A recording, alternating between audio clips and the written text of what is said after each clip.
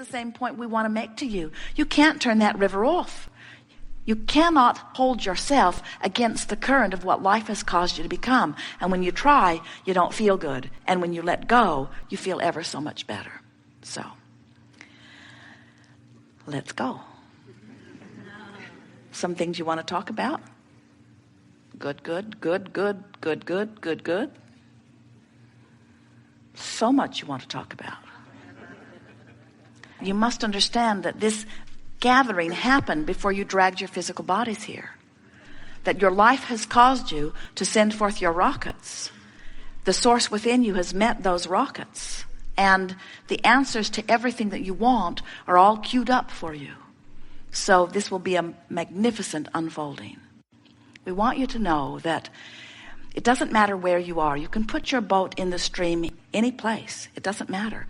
You might be putting your boat in the stream at sickness. You might be putting your boat in the stream at not enough money. You might be putting your boat in the stream at brink of a financial disaster or brink of a marital disruption. You could be putting your boat in the stream with physical sickness that you are experiencing or your awareness of someone else. In other words, there are all kinds of reasons that you feel the way you do. Wherever you're putting your boat in the stream, it does not matter, because in every single case, the stream is moving toward the improvement that you seek. The stream is moving toward the solution to the problem. It's moving toward the answer to the question. It's moving to the becoming of who you are. The stream is undeniable. It is always moving, and it won't stop moving toward that which you are. So it doesn't matter where you are. In fact, we think it is very helpful to realize that you are where you are relative to any subject of importance to you. And if you can sort of make peace with where you are, there's this thing that happens to you as you put your boat in the stream mentally. If you say, all right, the stream is flowing and it's going to be all right, there is an automatic releasing of resistance and a turning and moving toward improvement. But if you put your boat in the stream with the attitude, I'm not where I should be, you automatically turn upstream. If you put your boat in the stream and say, I should have known better, upstream you go. I should do better, upstream you go. Even if you put your boat in the stream and you say, I'm going to try really hard, upstream you go.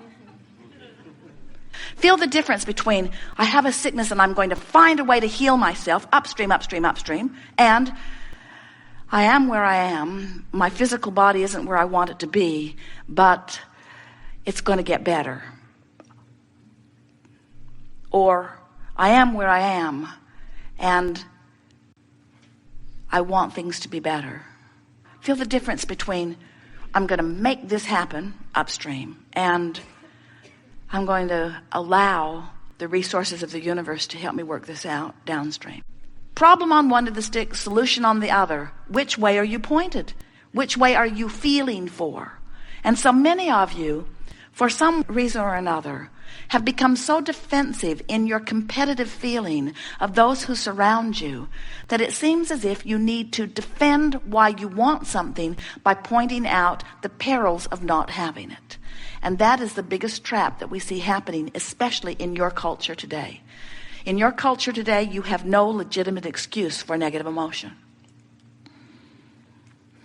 Well-being is abounding in such significant proportion to not well-being that you really have to reach hard to find things to focus negatively upon in terms of the scope of the world. And yet it seems to be the orientation, because you've sort of been trained by your mother or father, who you thought was the resource through which all of your good flowed, that unless you plead a needy case, they won't give up the goods. You're not pleading your needy case to the universe. You're simply extracting from the variety your choice of what you prefer, and the source energy immediately becomes the vibrational equivalent of your preference. And if you're not living it in full-blown manifestation, it's only because what's active within you is something other than your preference. You must be talking about something other than what you want, or you would be living everything that you want. If you begin to understand that your work is to make it an emotional journey, let your journey to your financial fortune be an emotional journey, not an action journey. So how does that play out? Well, that plays out that you imagine it and you pretend it and you feel good about it, or you even hope it. But you just can't keep saying, it's not working, it's not working, it's not working, it's not working, without turning around and going in the opposite direction. You've got to find a way to keep pointed in the right direction. And your emotions are that indicator. So in every moment, you've got two emotions. One feels one way and one feels slightly better. In other words, one feels good, one feels bad. If you will look at it in that way. Sometimes people will say, Abraham, I can't tell the difference on this. And we say, then keep focusing upon it until it becomes strong enough that you can feel it. Your emotions will always give you guidance. And when you decide to let yourself be guided by your emotion, now you quantify your journey. And now, people who are watching you, who haven't caught on to what your magic is, will notice that things are manifesting faster for you. But what they will notice first is you seem irrationally joyful anyway. How's it going? They'll say, great. You say, oh, did you get that job? No. It's coming. Why are you so happy? Because it's coming. No, really, seriously. Why are you so happy? Because it's coming. Well, did someone call you? No. Did you get the second interview? No. Why are you so happy? Because it's coming. Well, how do you know that it's coming? That's the big question. How do you know it's coming when the physical evidence is to the contrary? How do you know? I know law of attraction, and I know how I've been feeling, and I know that there's not a shred of evidence to the contrary of it. I know that when I feel this way, things are moving in the direction. I've been here before. I felt this way that one other time, and it panned out well. In other words, you can let loose of all of the evidence that is to the contrary when you know the law. And the law says that that which is likened to itself is drawn. And what it means is the vibration that you are emanating is being matched, and the evidence is soon to follow. You live in this wonderful environment where there is a buffer of time.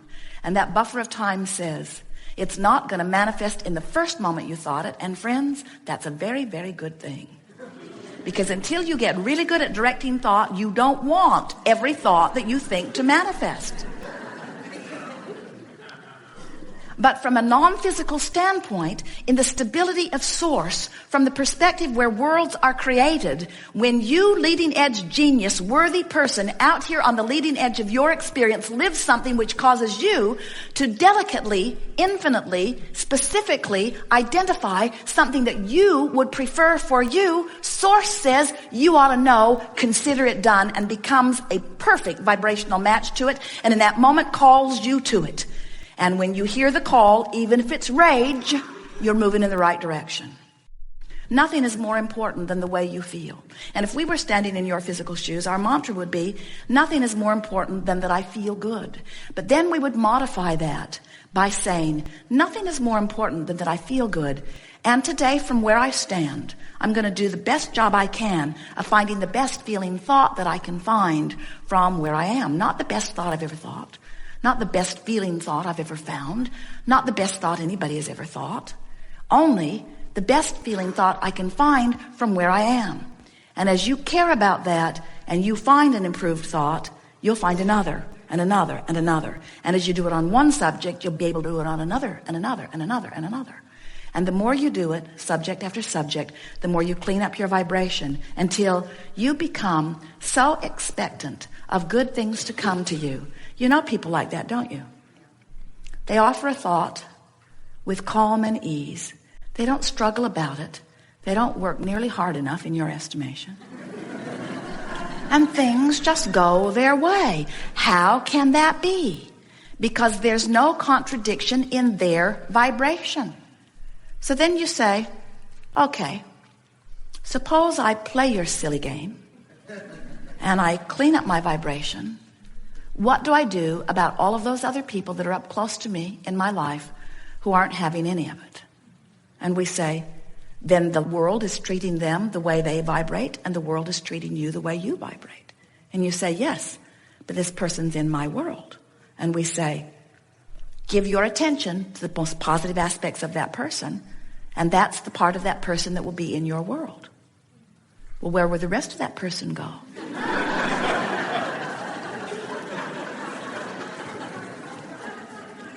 the rest of that person will rendezvous with ornery toads at work, people who flip each other off in traffic. You get to the point where you begin to recognize that everything that comes to you is coming in response to something that you're doing.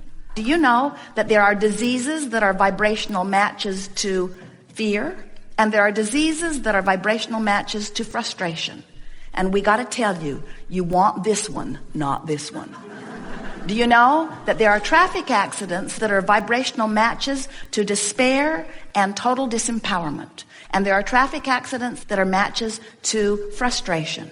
And there are traffic accidents that are matching anger. And there are the absence of traffic accidents that match appreciation. In other words, everything that comes to you matches where your average vibration is on those subjects. See how it works? Everything that comes to you is evidence of your vibration. So, the first thing we want to say to you is, if you begin to pay attention to the way you feel, you will have pre-manifestational awareness. And we want you to understand that you get to choose how close up you get to everything. And when you start moving yourself in the direction of what you want, you feel a desire to embrace the manifestations that are showing themselves to you, because each manifestation is a little better than the last. That's how you tell if you're going in the right direction. Each manifestation is a little better than the last. Good. We think you've got that. There is great love here for you. And as always, we remain joyfully in your vortex.